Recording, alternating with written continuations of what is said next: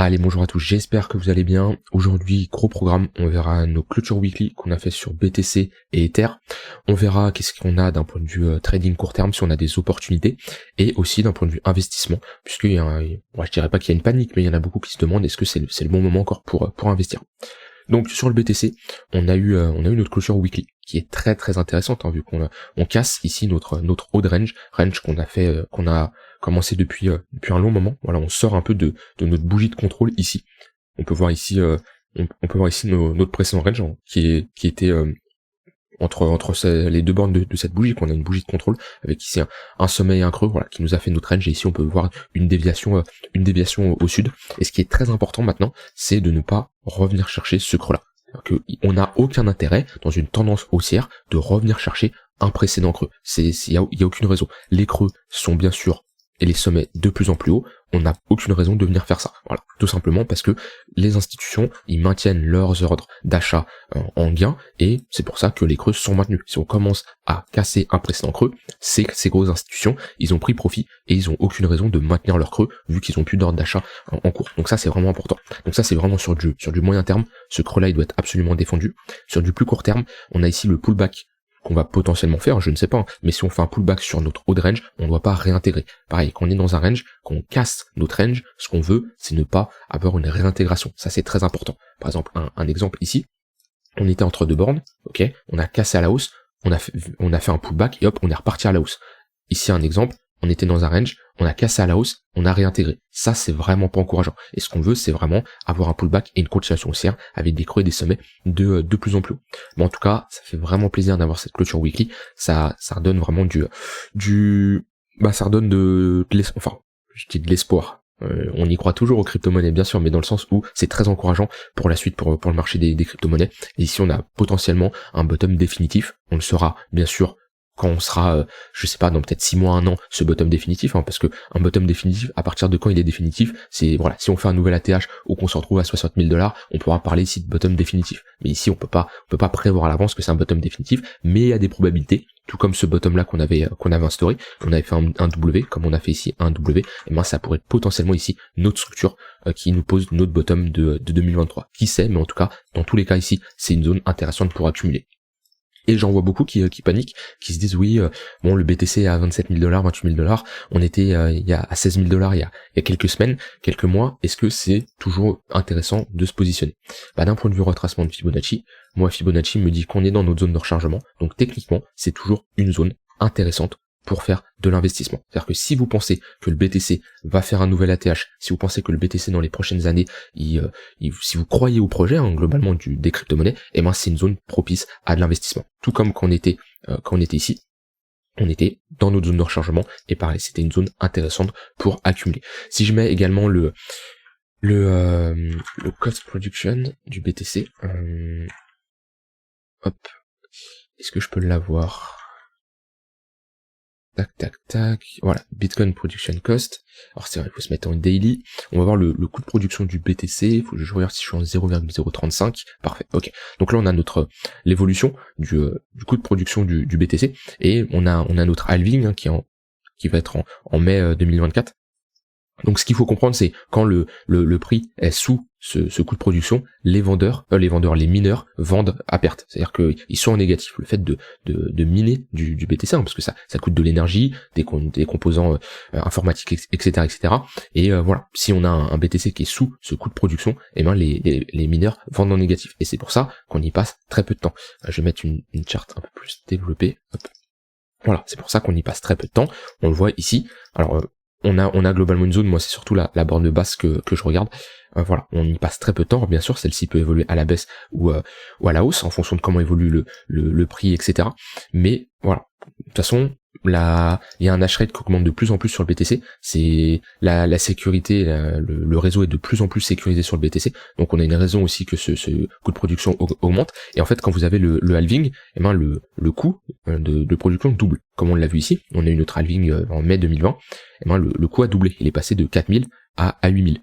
Donc il y a de grandes chances que si, bien sûr, on reste sur un coût de production ici au niveau des 12 000 $, qu'en 2024, on a un coût de production qui passe à 24 000 $. Donc ce qui nous dit qu'il y a de grandes probabilités que le prix du BTC pour mai 2024 soit soit vers le niveau des 24 000 $, soit au-dessus des 24 000 $. Mais voilà, on aurait ici, on peut continuer à faire ça, peut-être descendre, monter, je sais pas du tout ce qu'on peut pas prévoir à l'avance comment ça va se comporter, hein, mais vers voilà, mai, hop, on va doubler comme ça et passer à 24 000 $.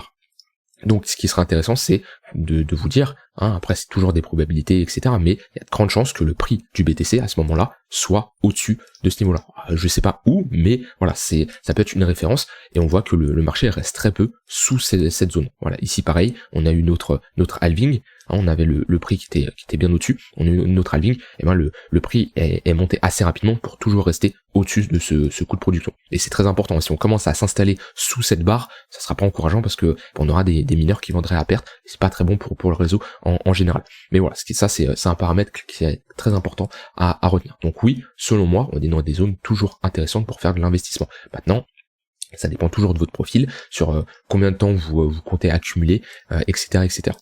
Alors, on revient sur la précédente charte. Ok, parfait. Donc voilà, on est toujours dans notre zone de rechargement. Maintenant, sur du plus court terme, si vous avez plutôt, vous jouez plutôt sur un plan de swing trading, hein, donc sur du daily 4 heures, globalement, on est sur une charte qui est assez verticale. C'est compliqué se positionner. Moi ici, ce que je constate, hein, c'est que on a ici notre bougie de cassure de ce haut de range. Donc à ce niveau-là, on a un creux qui est assez puissant, on va dire.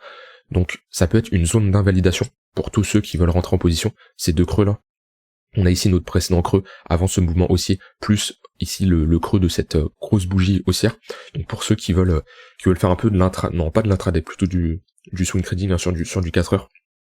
Et ben ici vous pouvez avoir des zones d'invalidation ou de stop loss en fonction de comment vous rentrez en position.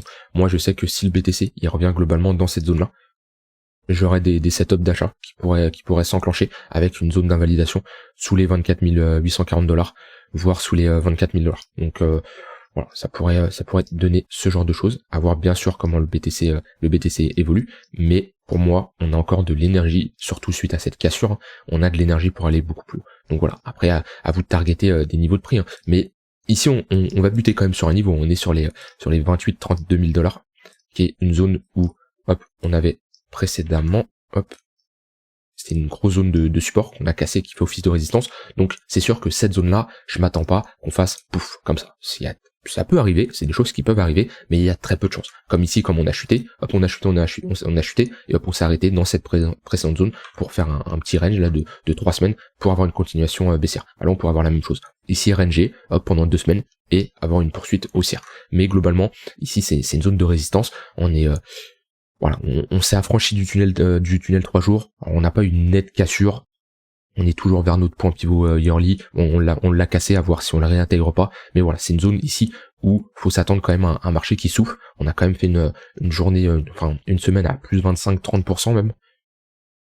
Ouais, plus 30%. Donc voilà, faut s'attendre à un marché qui souffle. C'est pas le moment de spécialement FOMO. Tracez vos zones d'intervention. Et voilà, moi comme je vous l'ai dit, ici on a des lots, des plus bas qui sont très intéressants en zone d'invalidation et de structure, parce que pour moi si on casse ce niveau là sur du moyen terme, il y a une grande chance de retourner chercher ici notre ligne de coup.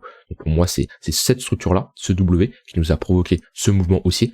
Il y a aucune raison qu'on retourne le chercher pour le moment, sauf si on repart dans une tendance bearish. Donc ça veut dire si on commence à faire des DM, une structure qui nous montre que voilà les vendeurs perdent, les acheteurs perdent le contrôle, on pourrait retracer. Et la première zone à revenir chercher, c'est cette précédente zone là, nos 25 000 $, où on a eu notre précédent top ici. Voilà, c'est une zone de résistance où potentiellement ça peut être intéressant de se positionner. On a également ici notre ligne de coup ici de notre haut de range, hein, on a également consolidé. Voilà, globalement, ce qu'il faut comprendre, c'est entre les 25 000 et les 26 000 $, c'est une zone pour chercher une zone de localisation, une zone de, voilà, on localise notre entrée. Où est-ce qu'on se trouve? Dans cette zone, il peut y avoir des zones intéressantes pour se positionner à l'achat avec une zone d'invalidation sous ce précédent creux, mais toujours avoir une zone d'invalidation. Voilà, sur le BTC, alors on peut aller voir un peu plus sur du court terme. On a un tunnel 15 minutes qui maintient bien le prix. Moi j'avais essayé de rentrer sur le BTC, j'ai pas été fil. Sur du 15 minutes, là j'avais un setup qui se déclenchait avec un pullback ici, mais voilà, j'ai pas été fil, ça s'est joué à rien du tout. Voilà. Bon, j'ai pas été fil sur le BTC, j'ai été fil sur Ethereum heureusement, et dommage, mais voilà, on voit bien que le tunnel 1 heure, c'est lui qui lead la tendance pour le moment. On revient le chercher, on pose un bottom, ici voilà, on le voit, hop, on va chercher notre tunnel 15 minutes, on pose un W, on repart dans une tendance haussière, on retourne chercher notre 15 minutes, on pose un W, on repart, hop, pullback sur notre précédente ligne de coup. Bon, donc tout ça c'est des opportunités pour se positionner en long, hein. Si vous couplez ça avec un point pivot daily, bah vous avez de très bons setups de localisation. Alors après vous pouvez, voilà, vous n'êtes pas obligé de trader avec des W ou des divergences ou autres, hein, chacun son setup, mais à chaque fois qu'on vient dans ce tunnel 15 minutes, c'est des opportunités. Si ce tunnel 15 minutes casse, il y a de grandes chances qu'on vienne chercher ici notre tunnel 1 heure, qui est en confluence ici avec notre précédente zone qui nous intéresse. Donc voilà, ça peut être également un niveau intéressant, qui est d'ailleurs, on va voir est-ce qu'on a point pivot weekly ou monthly dans cette zone là. Ouais, on a un point pivot weekly sur les 26 000 $. Donc là, moi, j'ai vraiment une confluence de localisation qui me dit que ma zone vers les 26 000 $, si on y retourne dans les prochains jours, bah, c'est une zone, si on montre qu'on a un essoufflement des vendeurs et des acheteurs qui se montrent très intéressés par cette zone de prix, hein, on a une demande qui surpasse l'offre, et moi je pourrais me positionner en longue, tout simplement. Voilà, j'ai dit tout ce que j'avais envie de dire sur le BTC. Pour le moment, sur toutes les unités de temps, la tendance est haussière. Bon, peut-être pas sur du 3 minutes, vu qu'on voit que voilà, on fait des creux, mais bon, 15 minutes, globalement 15 minutes, 1 heure, bon même 15 minutes on a un essoufflement, mais voilà, 1 heure pour le moment, la tendance reste haussière, 4 heures ça reste haussier, daily ça reste haussier, weekly ça reste bien sûr haussier. Il y en a qui me disent non, on n'a pas fait un vrai bottom, on n'est pas dans une tendance haussière. Moi j'utilise tout simplement la dynamique de marché pour voir si on est dans une tendance haussière ou pas. On fait des creux et des sommets de plus en plus haut, j'ai pas besoin de me casser la tête, j'ai pas besoin d'attendre qu'on soit 50 000 $ pour dire que le weekly est bullish. Pour moi, depuis ce W, hein, j'en ai parlé depuis un moment, on est dans une tendance haussière en weekly. Alors, maintenant, Ethereum. Alors, Ethereum, donc lui, alors ça c'est intéressant puisqu'on a cassé ici notre haut de range également, on clôture bien sous ce niveau-là. D'ailleurs, est-ce qu'on a pris la liquidité de ce niveau-là? Ouais, on l'a prise. Maintenant, Ethereum est un peu plus faible que le BTC. On a une Bitcoin dominance qui augmente bien. On le voit sur la paire ETH-BTC d'ailleurs qu'on a validé ici. Si un M, c'est vraiment pas encourageant. Et vu la clôture qu'on a faite, il y a de grandes chances qu'on retourne chercher notre précédente ligne de coup ici. Voilà, qu'on retourne pour poser un potentiel bottom ou avoir une continuation baissière, mais c'est vraiment pas beau. La clôture weekly qu'on a faite ici, c'est vraiment pas encourageant. Ça nous montre que c'est vraiment le BTC le king en ce moment. C'est lui qui domine bien, les altcoins globalement. Donc voilà, sur Ether, c'est vraiment ce niveau-là qui nous intéresse pour vraiment avoir une confirmation d'une clôture d'un W en monthly. Donc c'est vraiment le niveau qui est vraiment attendu pour avoir un signal très très intéressant. Maintenant, on est toujours pareil, hein, dans des zones très intéressantes pour faire de l'accumulation long terme. Si vous pensez que ETH est un très bon projet, hein, d'après vous, ça c'est clairement subjectif, et ben on est dans notre zone de rechargement, c'est une zone idéale pour faire de l'investissement.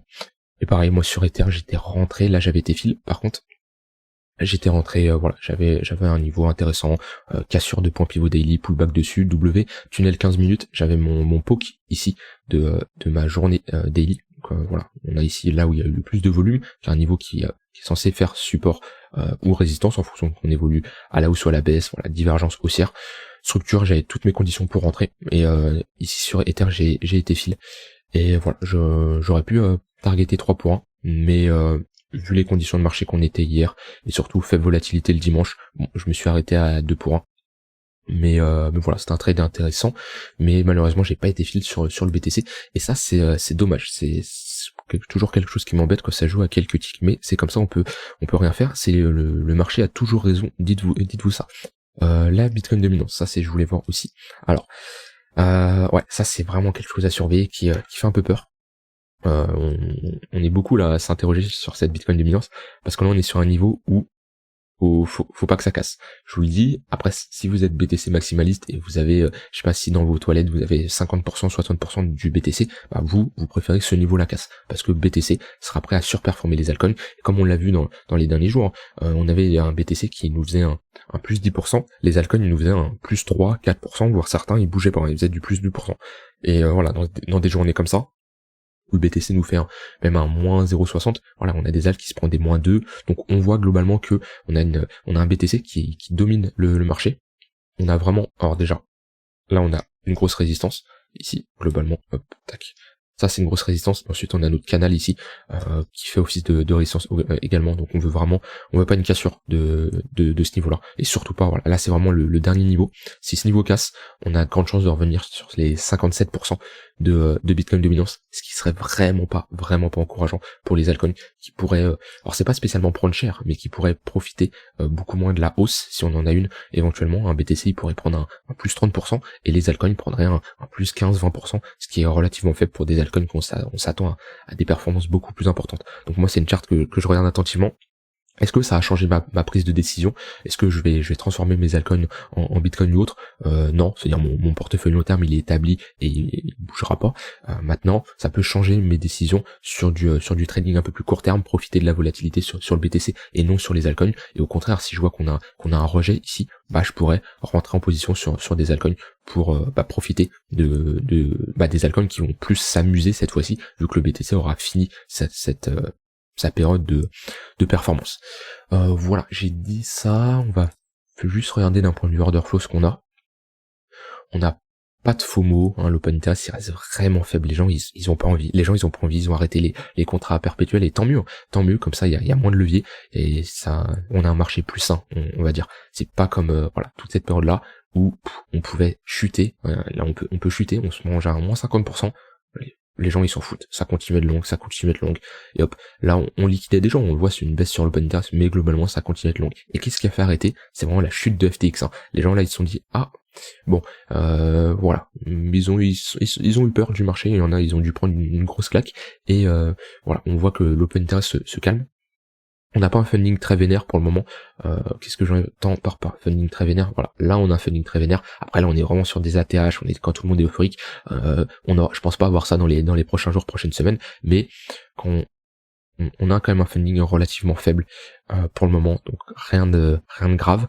Même s'il reste positif, on voit que sur du plus court terme, il peut rapidement switch négatif, voilà, comme ici, quand il y a des petits mouvements, et en général, quand le funding est négatif, c'est signe de bottom. Alors, c'est toujours une question de probabilité, mais quand on a un funding négatif, comme par exemple on a une autre crash FTX, voilà, funding négatif, c'est exactement notre bottom. Et ensuite, d'un point de vue ratio long short, majoritaire au short de 55%. Donc ce qui nous montre que d'un point de vue order flow, on a tout, rien ne me dit qu'on est sur un top de marché où tout le monde commence à FOMO long, et voilà, pour le moment on peut continuer à monter tranquillement. Voilà, j'ai dit tout ce que j'avais envie de dire sur le BTC, donc globalement ça dépend totalement de votre profil. Est-ce que c'est le moment de se placer sur du court moyen terme? Pour moi, j'attendrai un retracement, comme je vous l'ai dit, au niveau des 25-26 000 $. Pour du long terme, on est toujours dans une zone pour accumuler. Mes targets, ça change pas. Les 28 000 $, on les a atteints. Ça, j'en parlais à ce niveau-là. Même à ce niveau-là, j'en ai parlé comme quoi je m'attendais à un rebond. On a fait notre crash de FTX juste avant, mais voilà. Ces 28 000 $, on les a atteints. Maintenant, prochaine target, 36 000 $. Pour moi, il y a de probabilités d'aller les chercher. Ensuite, aller au-dessus, ça dépendra du marché, c'est dur de s'adapter, mais le niveau le plus on va dire, si vraiment le marché y pousse, les 46 000 $, c'est également une éventualité, mais doucement, chaque chose en son temps. Ça sert à rien de trop anticiper le marché et se dire, c'est comme les gens, quand on était là, les gens qui parlaient des 3 000 $, des 12 000 $, non, chaque chose en son temps. Quand on est là, on peut évoquer les 12 000 $ potentiellement. Malheureusement, heureusement, tout le monde en parlait, on a bien compris qu'on n'y allait pas y aller, parce que quand tout le monde parle de la même chose, si on arrive à 46 000 $ et tout le monde se dit, nouvelle ATH, tout le monde parle de ça, ok, oubliez, on retracera pour ensuite poser un bottom beaucoup plus long terme. Dites-vous, le marché il fait ses mouvements aussi quand personne s'y attend, parce qu'ici, il y a très peu de gens qui s'y attendaient, personne se disait, ok, on va retourner sur les 25 000 $, FTX avait mis un gros coup à la tête à tout le monde et on pensait aller clairement plus bas. Et c'est aussi un truc important, mais c'est quand on a le deuxième exchange qui ferme et qu'on se tape qu'un moins 20%, pour le plus gros exchange, enfin le deuxième plus gros exchange qui ferme. Pour moi ici on a accumulé. C'est-à-dire là il y a des gros portefeuilles qui ont bloqué le prix parce qu'ils se sont dit c'est une zone intéressante pour absorber la liquidité. Parce que pour moi moins 20% c'est très faible pour l'événement qui est. On aurait pu clairement aller beaucoup plus bas. Voilà, j'ai terminé pour cette vidéo. N'hésitez pas à me dire vous ce que vous en pensez du marché actuel. Est-ce que vous êtes plutôt bullish ou bearish? Parce que même je vois toujours des gens qui sont encore bearish malgré le mouvement qu'on fait actuellement. Après chacun sa stratégie, moi je suis personne, je vous partage juste ma vision et vous en faites ce que vous voulez. Voilà, je vous souhaite une très bonne fin de journée. On se retrouve demain pour une prochaine vidéo. Bye bye.